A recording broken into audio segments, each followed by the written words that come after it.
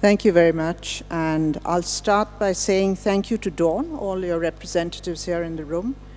I must admit that more than a year ago, when Dawn first started the discussions with some of the representatives of the UN, the question was asked, why is Dawn interested in actually doing something on climate change?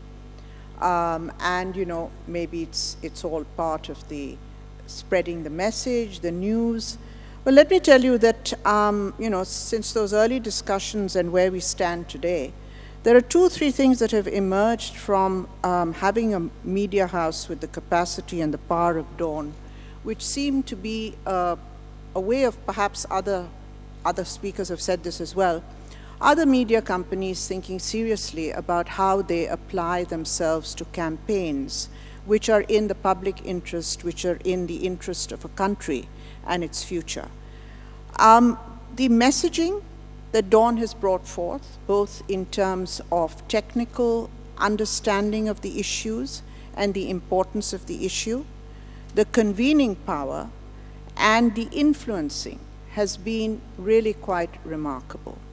But most importantly has been the consistency of the message and a commitment where, again, we've heard there's been a consistent campaign on issues to do with climate, but under climate, air pollution. I know they're discussing population, and one that we hope we'll be engaged with very closely with them on water. But back to, so thank you again. But back to the presentation I've been asked to speak on today about transboundary. When we talk about transboundary, and I want you to look at the region I'm going to talk about just now. Basically, this is South Asia. South Asia at night, you can see how well it shows where the great population centers are, and also where the major ecosystems are of South Asia, along which the cities grow, because the lights come mainly from the cities. And when you talk about a region, I go back to something that somebody asked me many years ago when I was first made a regional director. How do you define a region? Is it the sum of its countries, or is it more? And really, if you want to do something on the regional basis, the answer should be it's more. You respect, of course, the boundaries of the nation state and the political boundaries that you have in any region. But then you look and say, how, if you work from my perspective, my business, which is environment, climate, nature, how does it become more than just the political boundaries of the nation state? And that actually requires a rationale, what you base the more on. That's the next point that I want to bring in, which is what we really talk about when we talk about regionalization and transboundary issues, and then the resource issues that we're going to be dealing with as we deal with the future of South Asia. But first, if we can go on to the country we're in and the subject of this conference. You've heard some of these statistics, but they are grim. 99% of our population breathes polluted air. It causes, you've heard the figure, almost over 100,000 deaths per year, unnecessarily. The top cities of Lahore, Faisalabad, Karachi, and Peshawar are among the top most polluted cities globally. This is not just Asia, this is globally. That's pretty grim. And finally, you've seen the economic loss, 6% of GDP. And we're looking at just one aspect of pollution, the air. We haven't even got to water, the soil, and other aspects of pollution that also plague our country. So back to the idea of getting a region in perspective. Any region would be defined by the geography in which it is located. And in South Asia, we look at the region from the perspective of climate as the big ecosystems that define this region. So we look at the mountain systems, the Hindu Kush, the Himalaya, the Karakoram, the plains and the urban corridors, the Indo-Gangetic Plain, and we look at the coasts, and of course Sri Lanka is part of that, the delta zones, the Arabian Sea, the Bay of Bengal. And then if you start looking at what air pollution is doing in those areas, in the mountains, one of the greatest impacts is black carbon. You've heard about black carbon. And this is really accelerating the melting of our glaciers. People speak of black carbon, but where is its biggest impact? It's glacial melt. And that means that, you know, it has dire consequences, and much of what you talk about when you talk about floods. Temperature has a role, monsoons have a role, but so too does black carbon. And then, of course, there's the use of diesel, biomass burning, household fuels, and the cross-border flows that one is talking about, where the winds blow, whether they blow from east to west, north to south. This is all affected by our mountain ranges. Then there are the plains and the urban corridors, the Indo-Gangetic Plain. Again, almost the most polluted airshed globally. Persistent winter fog all over, not just across our borders, but all over. And it often exceeds 100 milligrams per million. Key drivers: transport, industry, open burning, agriculture, and it's right across. The wind makes it worse or better, depending on, you know, how the wind flows, but it's right across. And of course, it's the dense population and the weak dispersion of the wind in winter, of the fog in winter, which makes this a core transboundary pollution zone in South Asia. And then the coasts. Air quality is influenced greatly by industrial clusters, by port emissions, by shipping lanes, particularly around Karachi, Mumbai, Chennai, Dhaka, and Madras. The sea salt aerosol mix with industrial pollutants again form secondary particulates in the air. And then the buffers of our coasts, the mangrove ecosystem, which for centuries protected us against so much of, you know, storms, surges, etc., has been so degraded that that too contributes to the pollution and the lack of storage, because the mangrove tree is actually one of the best plant carbon capture that nature provides. So you cut them down, you release more carbon, you get more air pollution. So let's have a look again at these ecosystems with satellite images. So that's your Hindu Kush Himalaya, and look please at the red zones. And you can see now, left to east, you've got Pakistan, then you've got Nepal, then you've got Bangladesh. And if you look again at the various points, you can see where the pollution is and the red zones. And this is the mountain systems.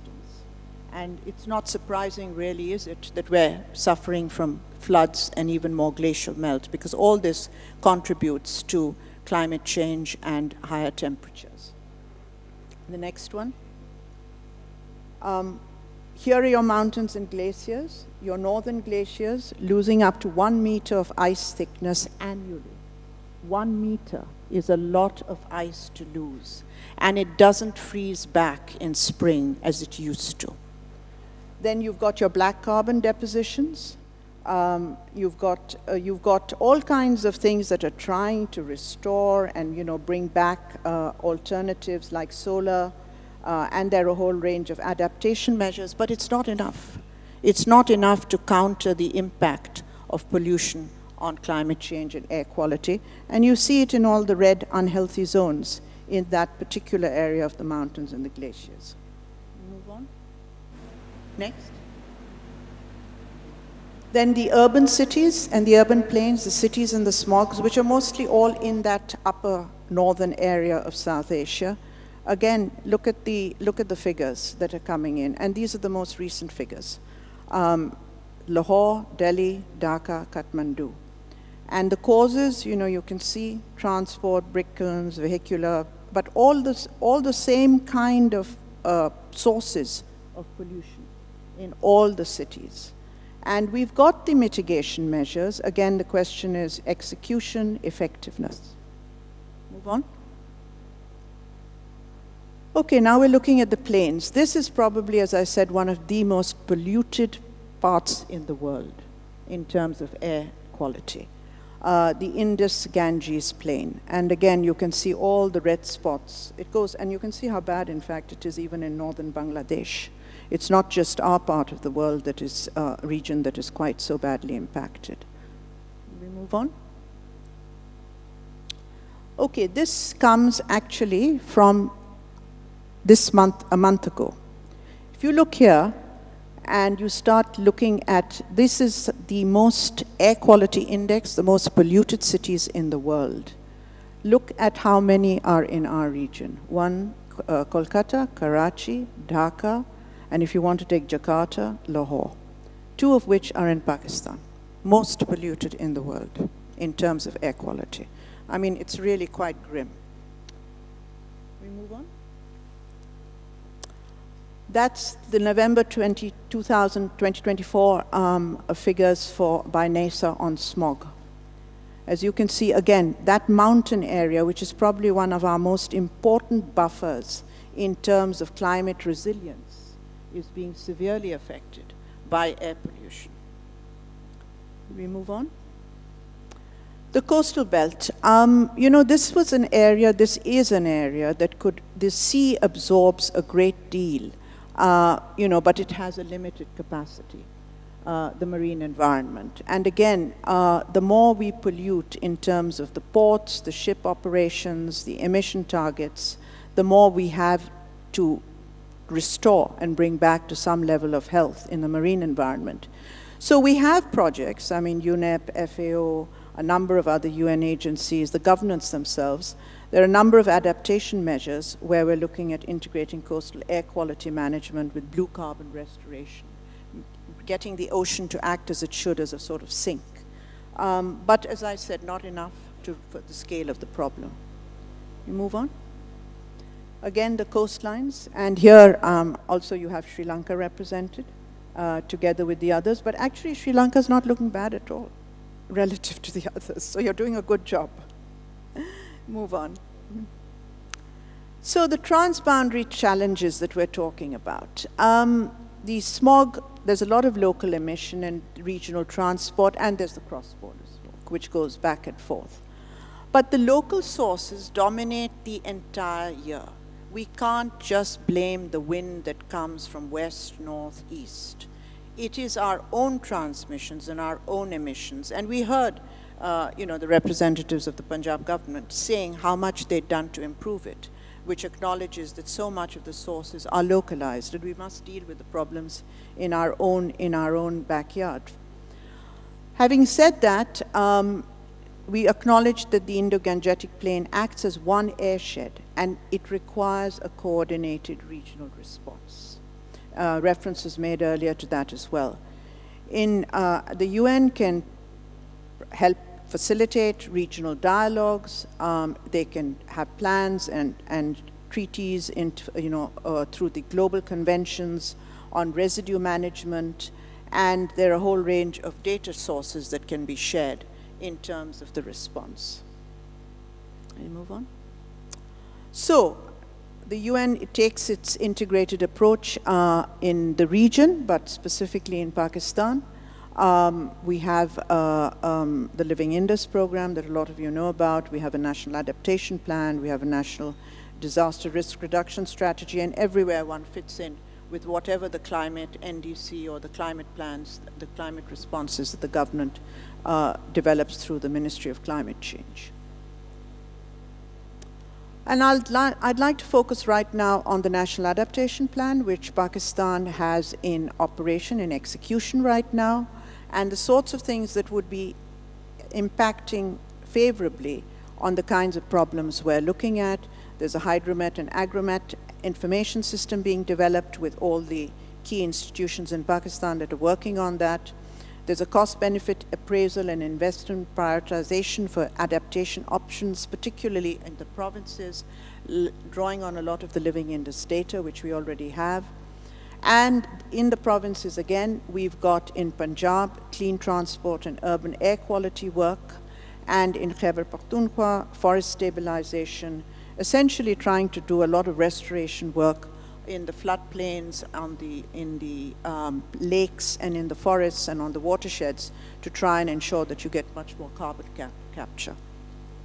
Can we move In Sindh, there's a lot of work going along the coast, both in terms of mangroves and blue carbon, restoration. Balochistan, there's clean energy access, dryland resilience, and in Gilgit-Baltistan and AJK, a lot of focus on cryosphere, which is, of course, the one that is affected most by black carbon, through clean stoves and micro hydropower.